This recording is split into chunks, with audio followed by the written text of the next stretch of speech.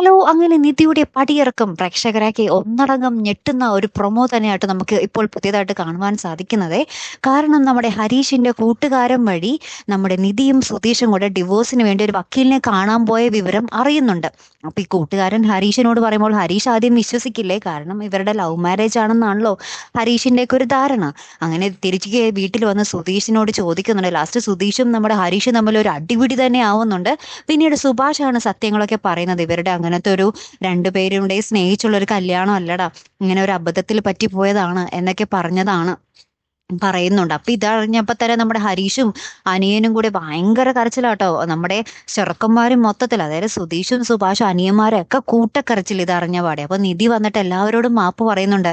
എല്ലാവരോടും ഞാൻ മാപ്പ് ചോദിക്കുന്നു, ഞാൻ എല്ലാവരെയും കുരങ്ങ് കളിപ്പിക്കായിരുന്നു എന്നൊക്കെ പറഞ്ഞ് നമ്മുടെ നിധിയും എല്ലാവരുടെയും മുന്നിൽ വന്ന് കൈകൂപ്പി മാപ്പ് പറയുന്നുണ്ടേ.